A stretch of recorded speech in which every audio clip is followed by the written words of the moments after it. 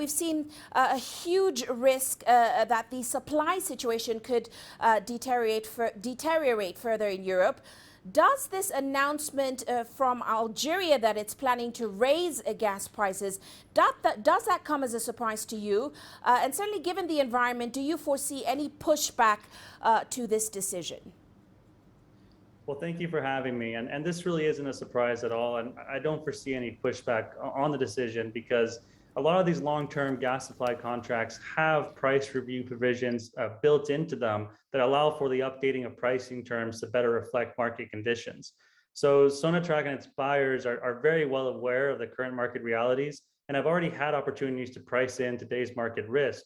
I mean, for example, they just signed an agreement with Eni as recently as April, which was focused on increasing gas exports through the Transmed pipeline. So European countries are vulnerable to price changes like these, but they're still motivated to make deals to secure supply.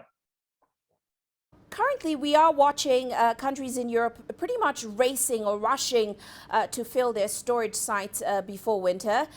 We know Algeria already supplies natural gas to Italy, Spain, and some countries in southern Europe. How much have these shortages sort of boosted Algeria and, of course, Africa as a whole, their role as a gas supplier to Europe going forward?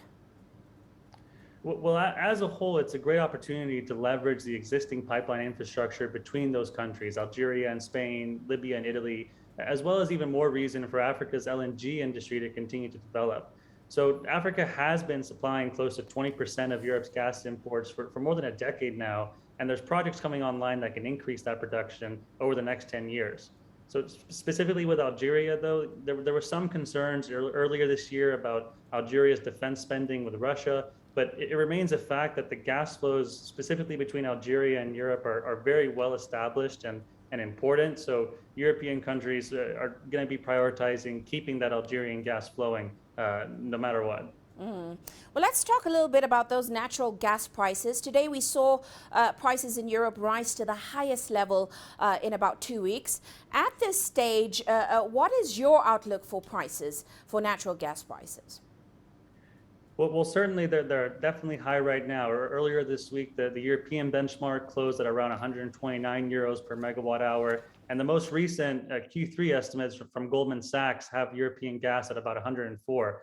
But of course, current supply, any future supply cuts from Russia or major disruptions here in the US on gas exports could easily push those prices over 200 euros per megawatt hour in Europe, especially as their demand continues to climb. So the first real test for how Europe can handle a complete halt in Russian gas is coming up in mid-July when the Nord Stream pipeline goes offline for maintenance. Well, in the meantime, Europe is rushing to tap alternative energy resources and also reduce demand for gas.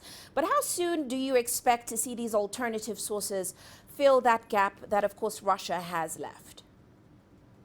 Well, speaking on Africa, unfortunately, it can't completely fill the gap anytime soon. I mean, if we just focus in on the North African pipelines, you know, Algeria can currently ship about 60 billion cubic meters of gas to Europe a year, while Libya and Egypt can provide another 10. So that's about 80 billion at current levels, while Russia supplied Europe with double that amount last year alone. So looking forward, even when Africa reaches peak gas production in the late 2030s or so, all of Africa's gas supply would be equivalent to only about 75% of what Russia is supplying Europe with today.